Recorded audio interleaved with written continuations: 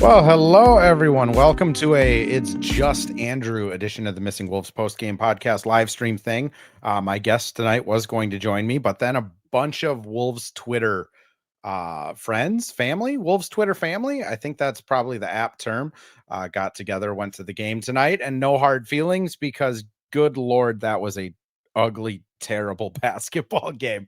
I wouldn't want to subject anyone to this podcast that, didn't have to be. I mean, 109-87, Detroit kind of beats the brakes off of Minnesota. Honestly, kind of felt like it was a game for a while. I mean, trying to be positive here, they go into halftime. They're down just yeah, 5, I think, going into halftime. Didn't feel terrible, especially given how the Wolves were shooting throughout most of the night.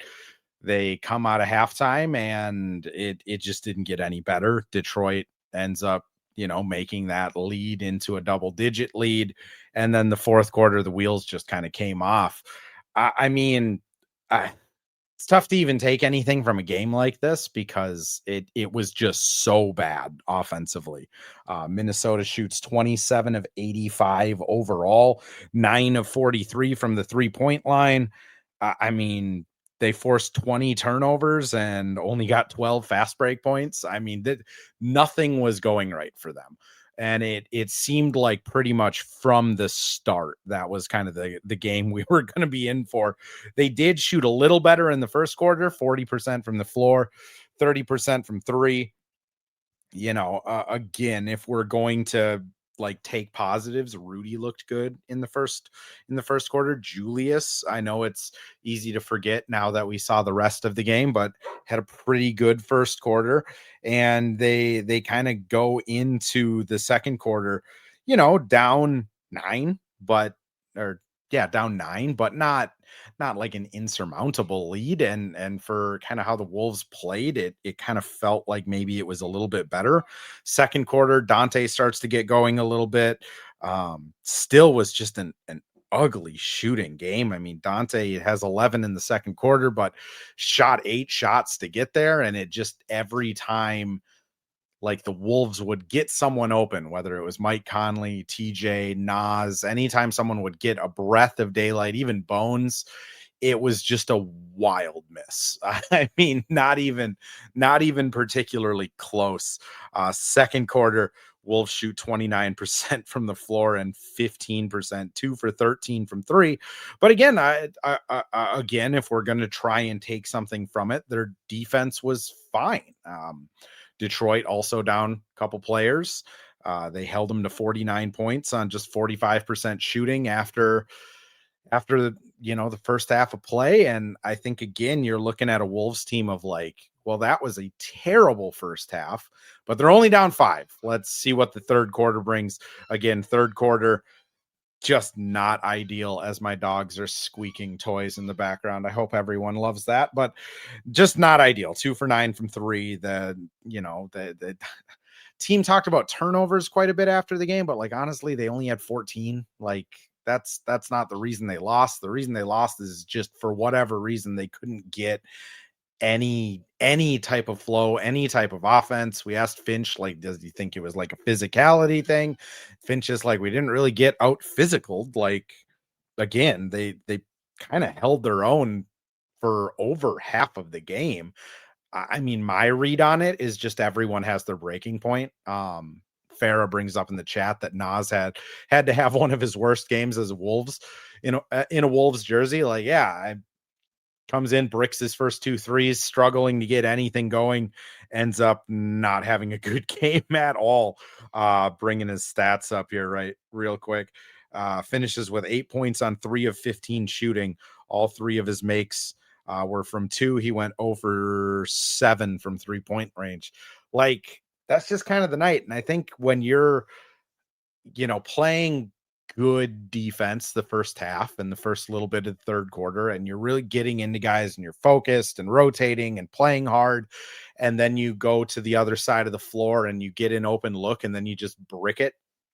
I think everybody only has so much mental bandwidth that they can that they can kind of tolerate that. And I think towards the middle of the third quarter, you just kind of saw like guys weren't committing as much on defense. There's a couple possessions in the third quarter where Julius just gets the ball, goes into the paint, like desperately trying to get to the free throw line, ended up getting there a couple times, but then, kind of misses on a fadeaway in the third. Fourth quarter was pretty similar, where it's just didn't feel like there was any connectivity on the offensive side. Julius was trying to force things. I think a lot of times it got into like Dante's or Mike's hands, and they're just kind of shooting up a three, hoping. Again, going back to Nas, like Finch's quote after the game is it felt like he was just trying, kind of praying for something to go in with, like, which, like, if you watched the game, it felt that way. Like the last Nas rotation, it felt like he was just sitting there going like, please, anything go in the basket, which again, people only have like so much kind of, you know, so much like mental toughness before it just gets frustrating, and then you kind of throw your hands up. And I credit to Detroit, they didn't shoot particularly better throughout the entire game, but they were doing some of the easy things that I think Wolves fans have been frustrated about all season. Like Rudy misses a layup, Jalen Duren gets the ball, throws it up to Thompson, and Thompson is already at the Wolves free throw line about to hit a layup. And the only guy that has a chance is Mike, and Mike is just like, please don't squish me.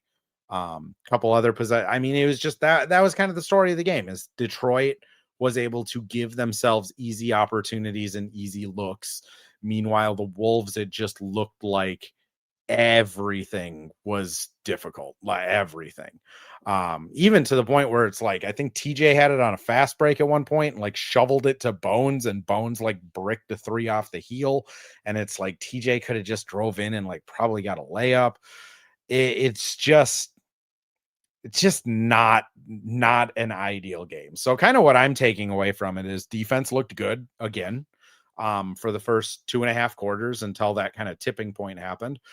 And outside of that, not much. Burn the tape. Hope that you don't have a game where Ant, Io, and Jaden are all sitting, and then Bones, Julius, and Nas all have collectively terrible games. And the only guy that had anything going was Dante. And it's like, Dante can't get that going. Farrah brings up, I mean, we've been talking about it quite a bit this year, but just like the move of Julius in the offseason, decision making isn't good. Shot selection's awful. Continue to see these games by Julius starting to feel normal. I do like, let's be honest. Like, I think what we've learned in this time without Ant is that this team on offense can't have two ISO heavy dominant players. If it's just Julius, it works fine when everybody's healthy. I mean, that's how they beat Boston. That's how they won their last game. I mean, when it is just Julius and he is the only heliocentric ISO guy, it works good enough. When it's just Ant and there's no Julius, we saw it last season when Julius missed time. We've seen it when Julius is on the bench this season. When it's just Ant, it works pretty fine. Like, there's not 30% usage guys out there that a third of their plays are ISOs. It just, everyone feels more involved. When you feel involved on offense, you get back a little easier on defense. You can give Rudy that extra chance to try and dunk a ball or kick it into the third row, because like, you're not worried that if you pass it to Rudy, you're not going to touch the ball again for like 4 minutes. Like, it's just, I think that's one of the things I've learned from this is it just, you can't have both. You can't have two guys that are that ball dominant and then have a cohesive offense that's clicking on all cylinders. So then it comes down to, can Julius take a step back and become more of an off-ball player, still stay engaged on defense? It hasn't really been his game. Like, I see the tweets from fans saying, please, dear God, Julius, don't shoot another three. Like, has not been a good spot up shooter this year.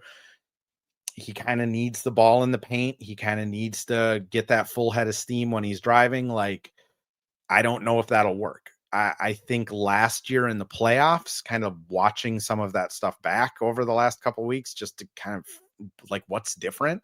Ant was a little less hero mode. Like I do think Ant took a little bit of a backseat to Julius in the playoffs last year, and Julius was more of kind of the conductor and the engine, and Ant was just picking his spots when Julius wasn't in the game, hyper aggressive, that type of stuff. So, can you afford, if you're the Wolves, to have Ant take a step back like that in the playoffs for the betterment of the team? I would argue that's probably not a great idea because Ant has been such a gifted scorer this year that, like, if he is not your main guy, like, what's happening? But that's kind of where they're at this season. So far at a year point, or fair at a year point, that kind of means this offseason there something has to give, which again, you look at the assets opening up: 2033 first round pick, 2032 pick swap. After the draft, they can trade this year's first round pick swap from Detroit. Whoever they pick, they can trade that is. And Julius makes like $30 million. So I think you look at all of that and it's like, well, if you packaged a first round pick, a pick swap, this year's first round pick, and Julius, and then let's just say they throw in like TJ to get to $40 million with like the first round pick and maybe some like cap holds or whatever. Let's say if that's your main package coming out, then I think you're just kind of looking at like, what can we bring in that's different? Which I know the point guard is always something that's going to be brought up. Like, I do think there is a lot of truth in like having a like point guard next to Ant, like Mike Conley can't do it anymore. I think we've seen the benefit of Kyle Anderson being a quote unquote point guard, like just being able to say like, I'm not shooting tonight. Like, let's get everyone else involved. Like, I do think there is some value on this current iteration with Julius, but like if they were to move Julius for a guy that's like 18% usage instead of 30 and runs 5% ISO instead of 33% ISO, maybe that guy just fits better. So I know, I think it was Tim Garrison was on here a couple weeks ago, brought up DeJounte Murray. Like maybe he finishes the season healthy, you take a chance on him. If the Spurs aren't set on the 3 guard thing, maybe you can pilfer a De'Aaron Fox and reroute Julius somewhere else and reroute something to the Spurs. Like there will be guys out there. I more think like less of point guard, like the position, and more of just like ball movement connector type.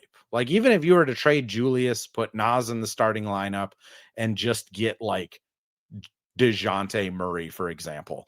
You have DeJounte, Ant, Jaden, Nas, and Rudy as your starting 5. And then you have like Io, Dante, Kyle, if he comes back, and like Johan on the bench. I feel like I'd feel a lot better about that team just because it like makes sense on a basketball court than like this current iteration, which pack mentality brings up Kyrie. Kyrie's another one. I personally really afraid of the injury, his age, that type of stuff. But like even a 80% Kyrie, putting him next to Ant, where Kyrie can just do Kyrie stuff when Ant is off the floor, and you have, you know, that kind of facilitator, I think would make a world of difference. Pack mentality asks just about bench scoring in this hypothetical. Like, I think if Dante is on the bench and Io's on the bench, I think you're getting enough through them. My concern would be like the wing kind of scoring, or the center type of scoring of like, what could they get in the post? But it's like also like you're going to have Nas that's playing kind of off and on. I do think like the modern NBA, if you can run 3 guard lineups out there where like Jaden's out there with Nas and like it's fine. I think it's just like positionally, this team needs to make sense. Like right now, it's just weird. Skull, Minnesota. I wasn't ignoring your question. Who's my favorite T-Wolves player at all time? It's a good question.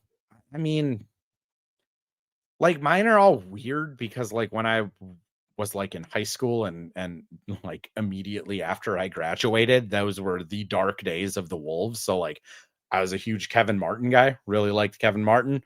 Rubio, obviously. Um, to be honest, like through most of the Wolves like heyday through the 90s and early to late 2000s, I was more of like a Nets Mavericks fan. So big Dirk guy, Sean Marion, Jason Kidd on the Nets, that is, Kenyon Martin, Kerry Kittles. Still think Jamal McGlure got screwed on that Nets team in the early 2000s. But like Wolves specific, probably like when I was a fan and not as much covering the team, really liked Zach LaVine when he was with the Wolves. Not so much now that he's with the Kings and the Bulls. Cat, as a fan, really enjoyed him. I think it's weird now, like now that I'm in the locker room with them and like doing media stuff, like it's hard to like pick a favorite, but like currently Jaden, he's just super good dude, really funny. Just always super polite, gives me really good quotes, puts up with all of my nonsense. Getting back to pack mentality, 80% of Kyrie, like, yeah, I mean, if you're getting 80% Kyrie, like, and all you're really giving up is like Julius, TJ, and some picks, might be worth it. And then as you were saying, this game was just bad hoops, too much offense, talent sitting. I mean, it's hard because it's like in the first half of this game, they had so many open looks, like so many open threes that like if they just shot 40%, 35% from three in the first half, they probably just win this game. And we're thinking about it as like, wow, the Wolves just took down the Pistons without three of their top six guys. Unfortunately, they could not hit a shot, and then it just goes out the window. So that's why I'm kind of just in this, like, just burn it down, like just burn the tape. Let's move on to the next one. Can't be as bad as this next time. Like, let's just see what kind of presents itself next on the schedule. I do think it's a frustrating loss because again, this team's fifth in the West. You win this game against the Pistons, you're giving yourselves at least like an outside chance to get to LA in the 3 seed, and then maybe you're playing Houston in the first round instead of Detroit. So like it is another game where it's just like if they just shot better, they go home with this win. And I mean, Detroit's offense wasn't really doing anything. So again, it's frustrating. As it stands, still the 5 seed though. I think now they are, yeah, standings has them a full 3 below the Lakers. So like picking up 3 games with 9 left, you'd probably have to go like 8-1, and the Lakers would have to go like Lakers have the tiebreakers, so they would have to go 4-5 if the Wolves went 8-1, and you have to assume that the Nuggets play and go like gosh, like 6-3 or worse. Like that's just a tough mountain to climb at this point. Which now it kind of goes into what if you're the Wolves, and I guess like people in the chat, feel free to answer it too. Like, would you rather have the Wolves dip down to the 6 and get the Lakers in the first round and not have home court? Or would you rather have them fight for the 4th and get the Nuggets in the first round? Because I still feel like the Lakers don't match up very good against the Wolves. Like every game I can kind of, looking back on them, I can kind of point to like a different weird thing that happened. Like you have the Austin Reeves game winner, you have the game without Ant, you have the DeAndre Ayton like legacy game for some reason. Like it's been weird every time, and I don't know how sustainable weird is in a 7-game series. And I think when you have a very old at this point LeBron, you have kind of a hit or miss scorer in Reeves, Ayton, who kind of shows up maybe once every 3 games, not a ton of bench, and then you have Luka. I think I would take the Lakers. Pack mentality says same. Don't love the idea of playing Joker. That's kind of why I think I would take the Lakers, because the Nuggets, if they do get full health into the playoffs, and I mean, Jokic just crushes Gobert. And this season has been kind of a shift back to, the last 2.5 years, the Wolves have kind of owned the Nuggets, so to say. This season, it's been different. Like the Nuggets are just a lot more. I shouldn't even say a lot more anything. Like the Nuggets just have Jokic. Like the dude, just the last game they played, he just single-handedly kind of dismantled them. So it is one of those things where I think I would take the Lakers. I mean, they have a 4.5 game lead over the Sun. The Wolves have a 4.5 game lead over the Suns. So you're not really in danger of falling into that 7 spot unless like the Suns go 9-0 and the Wolves go like 2-7, I think would be the math on that. Like I'm almost to like, don't tank games, but like give Ant, give Io, give Nas, give Jaden, like give Mike. I mean, that guy looked like he was about to die tonight. I asked him after the game, by the way. I was just like, how are you feeling? And he's just like, terrible. I feel terrible. So like that guy's needs some days off now too. I think it's just focus on getting in there healthy and just hope for the best. I'm going to throw us over to a couple ad reads though, and then we'll get back to it. If anyone has questions or anything in the chat, I'm solo, so I'm more than happy to answer whatever. But first, ads. Well, hello. Thank you, Livestream Andrew. This is Ad Read Andrew. And today we have Firehawk Construction and Remodeling, the presenting sponsor for the Missing Links podcast. Firehawk Construction and Remodeling strives to inspire people to follow their ideas, working with respect and understanding to create a quality, tailored result. Firehawk Construction and Remodeling, located in Blaine and serving in the North Metro area, is here to help you with your building and remodeling needs. I can say personally, thanks to Firehawk Construction and Remodeling, I have a beautiful deck in my backyard and countless projects that I started, they finished. Get started on your new deck or remodel today by calling Isaac at 763-710-5686. And we're back with another ad read, this time for Pence Homes, the presenting sponsor of Hitting the Hardwood Network. From the best tools and technology to transparency throughout the entire process, Nate Pence and the Pence Homes team is the top choice for buyers, sellers, and is proud to support you and your home ownership goals. Get started today by calling 612-308-1122 or by emailing info@pencehomes.com. Pack Mentality says, sit everyone out, full Utah method. Like that's kind again, they're in this spot where they might be able to catch Utah. Like they're a game and a half behind Utah. They would need some luck at this point because Utah is a really good team. But like, if you're the Wolves and like after this loss to the Pistons, because if they beat the Pistons, then I think you got to keep riding this hot wave. I mean, they're 3-5, 5-2 in their last 7, and they've won 4 without Ant. Like, I think if you're looking at this and it's like, if they beat Detroit, then it's like, all right, let's just keep riding this. Let's see where we can get in seeding. But now that you've lost to the Pistons, you have at Dallas, at Detroit, at 76ers all next week. And then you get to come back home for a 1-game Hornets. And then it's at Indiana, at Orlando, at Houston, finish the season against the Pelicans. Like, I think if you're looking at the standings now, it's like, can we just go 4-5? Solidify the 5 seed, let's say, by going 4-5, which is wild, but that's kind of what they'd need to do, and go in with everyone healthy. That means like give Rudy a night or 2 off, let Ant take as long as he needs to. I know he's cleared for basketball activities now, but like if he needs the whole road trip to feel right, like ice him, get Nas's shoulder and like his ankle feeling good, get Jaden's knee or whatever it is feeling good, Io's calf, like anyone that's dealing with anything. Like if you can take the next 2.5 weeks and just get everyone healthy, that would probably be my play. Like if I was Tim Connolly or Chris Finch or in that locker room, that's probably what I'd be saying is like, we don't need to win every single game. Let's just make sure every single person is healthy going into whatever seed or playoff we're going into.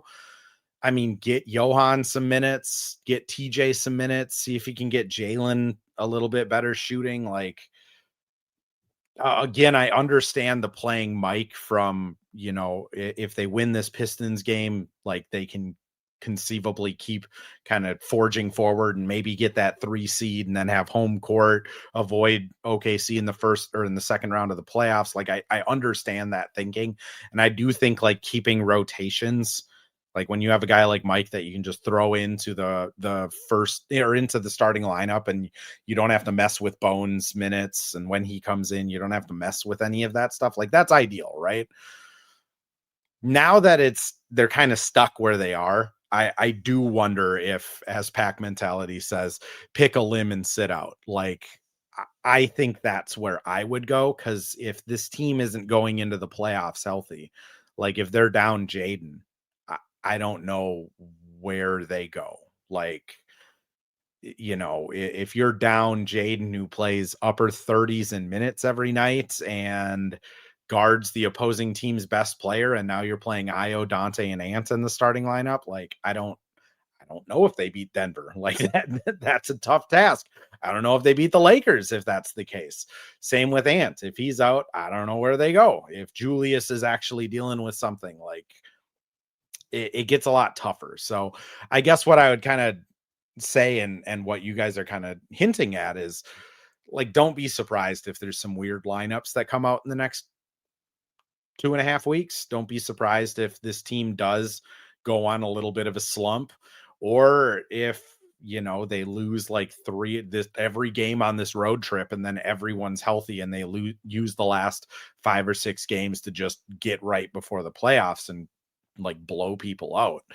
They're in just a really weird situation, because they're one of the few teams that kind of has their destiny set. Again, anything can happen, but like the odds of Phoenix leapfrogging them at this point are crazy. The odds of them moving up to 3 are crazy. So get healthy.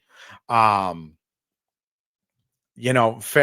brings up, kind of going back to the Julius Ant debate of like having two, ISO heavy players, just saying what Kyrie did for the Mavs is what the Wolves need.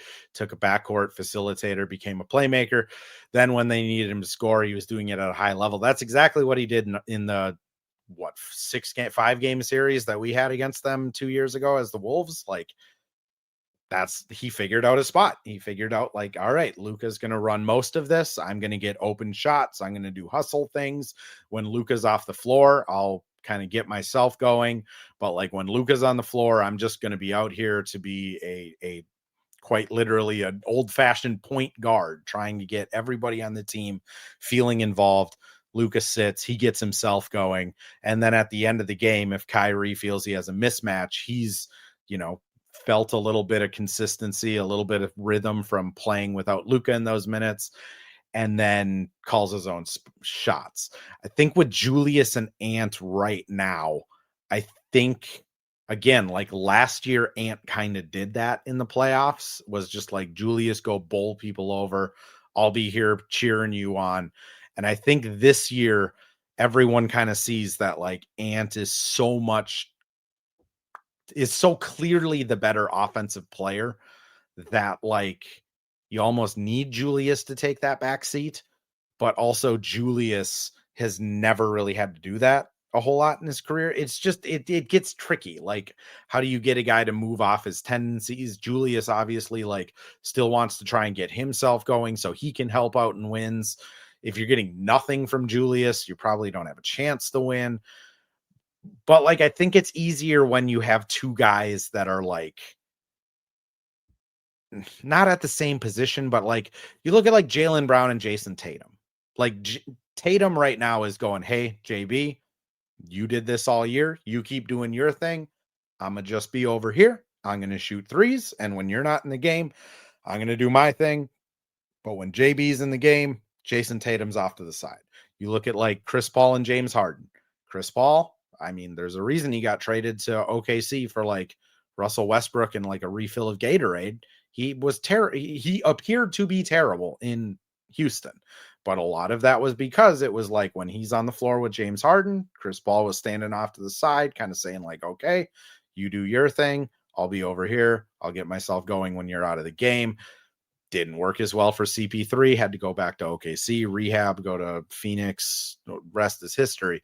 But like, I do think it's easier when it's not like a post player and a guard. Like, I think it's just easier to kind of get that hierarchy set. I also think it's easier when the guys are around the same age. Like, Chris Paul, again, the Luka and Kyrie example, like Kyrie's a little bit older than Luka, like 6 or 7 years older than Luka, so that's maybe the exception to it. But like, a lot of times you do just need a guy to just take the back seat, and normally it's kind of naturally whoever is the not lesser player, but the like clear number 2, which I think in this Wolves team, Julius is like the Julius is like the point guard on this team, and everything goes through Julius, and it kind of has been all season. But Ant is so clearly the number one best offensive option that it's just this like tug of war match, which maybe they just figure it out in the playoffs, kind of what happened last season. But I'm kind of skeptical. I do think the Julius move for someone that just fits cleaner is makes a lot more sense. Do I think Boston would move off JB? I don't. I full disclosure, I sit next to sneaker reporter Travis Singleton at like all of the Wolves games. He's from Boston, started his media career in Boston, and like he has explained to me multiple times like what Jaylen Brown means to that city is just like a lot. Like I would be surprised if Boston makes the move to kind of get rid of the guy that means a ton to the city. Like certainly the Wolves did with Cat, but I think Jaylen Brown is just a better player than Cat. Like, again, sounds weird when you say it out loud, but like just objectively really good defender, can score 30 any night, good playmaker, learned how to dribble. Like Cat has like serious flaws where I don't think Jaylen has as serious. Cole, I don't know what the says. I don't know what the team needs to help elevate Ant, but it ain't Randall. Like that's kind of been the moral of the stream. Like, is there a world where Randall kind of adjusts his game again to fit better next to Ant, and Randall is more of an off the catch shooter, more of a pick his spots post up guy? He's been playing fairly good defense. Like there is a world where it could work. It just, we haven't seen that world this season. Like this season, it has been just a lot of kind of pulling at the strings of the offense, where Julius will kind of pull and be like, I'm the point guard, everything runs through me. I'm putting my own words into his mouth, obviously. And he's kind of doing work out of the paint and throwing it to spreading it out to guys on the wings. And then there's the pullback from Ant of like, I am the best offensive player on this team, and maybe like the third best offensive player in in the league. I can do everything, so I need to be doing everything. And you just see that kind of give and take, just kind of pulling and batting heads at each other more than I think embracing each other, which I mean, Pac, you bring it up. Like, I don't know if he's going to change. Like, that's the thing. I think Julius has changed quite a bit since he's come to Minnesota, but I just kind of, he probably has 2 or 3 good years left as a basketball player, and then probably 2 or 3 years like being a role guy on a good team. Like I don't know if that's just going to be, I don't know if he's going to be like next season coming in like, yep, Naz Reid can start and I'm going to be a gunner. Like I think Julius is like too good to be at that point in his career. So it'd almost be more of like credit to Julius if he did it, because like dudes don't do that when they're still kind of in their prime. But yeah, I mean, Cole, he looks miserable adjusting. Pack mentality, I can't do another season. Like I, I've said it like quite a bit. Like Julius as a person, delightful human being, like really cool guy, like always has been kind to me and stuff like that. It does feel like he has had to adjust the most on this team. I mean, if you look at like what he was in New York, where he was a pillar of the offense, they needed him to score 30 a game. And if he didn't score 30, he was being eviscerated in the New York media. Comes to Minnesota and it's like, hey man, we need you to get 7 assists. Like that kind of sucks. Like that's such a left turn. Like I think it's I imagine if he ever writes a memoir, he'll probably say like his best times were in Minnesota, but also like the most challenging times were here. Cause like having to make that type of pivot at this stage in your career is kind of obnoxious. Like I do think he deserves quite a bit of credit for doing it as well as he has. But like I do also think it's kind of suck. I think like it kind of sucks for Julius if I'm like to put myself in his body and I'm all of a sudden 6'8" and like super athletic and not kind of doughy. But like that just kind of sucked. Like, hey, I'm going to this new team on no notice. I have to change my entire game to make it work. And the things that I've been really good at my entire career just don't work here because we don't have the personnel. Like I do think Julius should get a little bit of grace because like it's really been like a square peg round hole situation since he got traded here. Cole, we'll close with yours. Just what team would take Julius? I think there are a few. I think if you're Dallas, a guy like well, and Farah, I'll bring in your point first. He probably knows he's going to get moved this offseason. Like that's the thing is like these dudes are on social media. Like Julius Randle is a very smart human being. Like he's looking at his contract, he's looking at the film every day. He's in there with Finch and the team and I think he genuinely loves being here. Like I think he really loves the relationship his family is built with the Twin Cities. I think he wants to stay in Minnesota. But like these guys aren't dumb. Like I think the trade deadline where his name was in every trade humanly possible kind of sucks. Like I do think there are things that are some truth to that of just, you know, he probably does know that there's a really good chance for him to get moved this offseason. And unfortunately in professional sports, like even though his family loves it here, his kids go to school here, and like he really enjoys his life here. He doesn't really have a say in it, which again, that sucks. Like it just sucks. Godfrey, real quick. Thanks for popping in. Naz Reid is not a legit starting power forward. What teams would Naz be a starter on? Not a lot of playoff teams. I mean, I'll just be as blunt as I can before I get into the Cole's question. Like, I do think Naz is. I think if you had a good defensive power forward and you wanted to play small, Naz could be a starting center.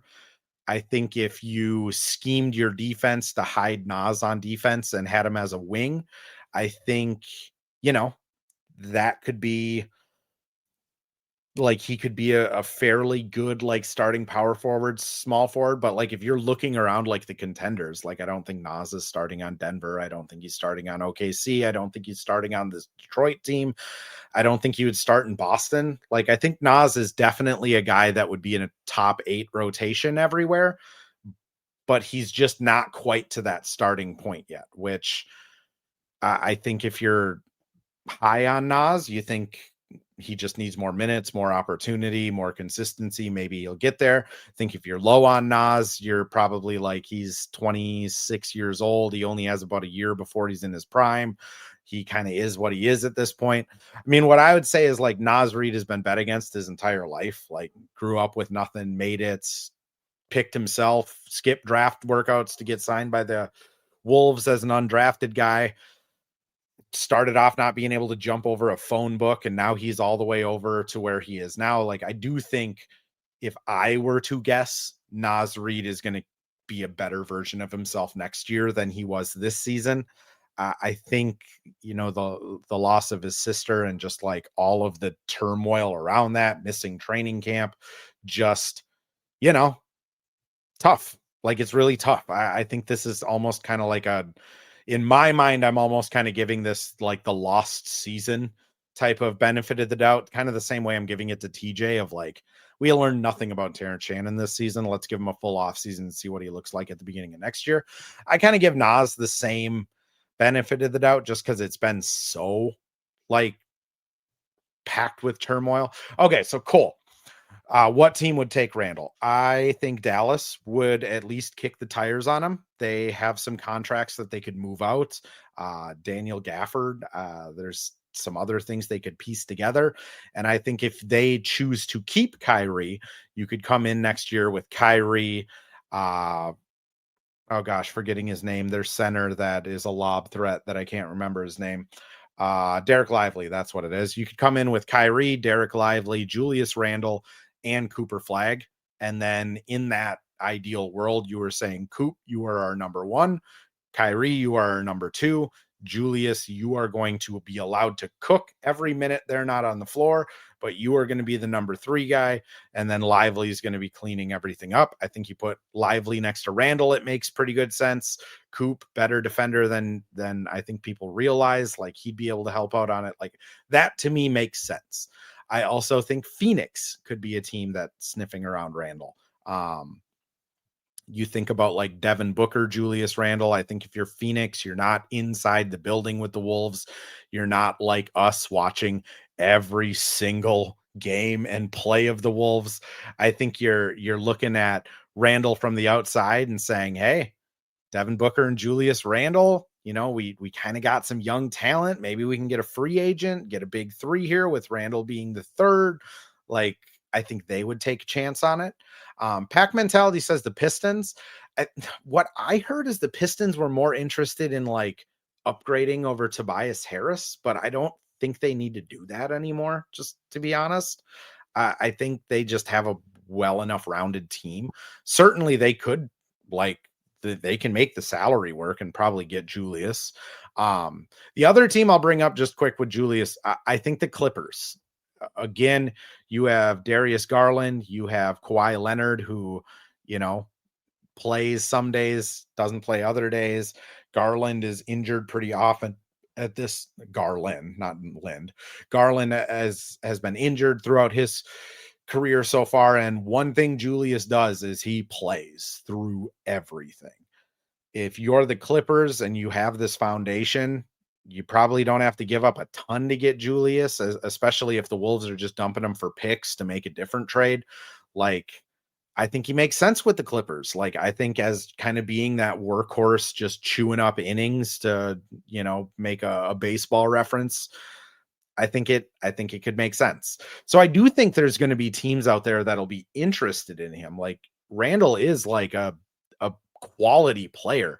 I think it's just his fit here with the Wolves has been so weird. As Kingabee says, the Wolves have been extra weird this season. Like, I think part of that is like part of that is just the Julius of it all. Is it's just a really weird fit. Like, it is a guy that is a scoring power forward that's forced to play point guard, kind of like Dante's a sharp shooting wing that's forced to play point guard. Like, it's just weird.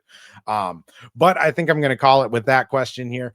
Thank you everyone for listening. If you joined in a little late, that is no problem. Also, if you just clicked listen to give me the listen count and then run, also appreciate that, because there was not a lot to talk about from this game. If you do want to listen to the whole podcast, though, it does come out tomorrow morning, the 29th at 7 a.m. As soon as I hit end stream, it's over on YouTube as well. And we will be back after the next game against the Mavericks. Hopefully we get to actually see Cooper Flag play. That would be fun.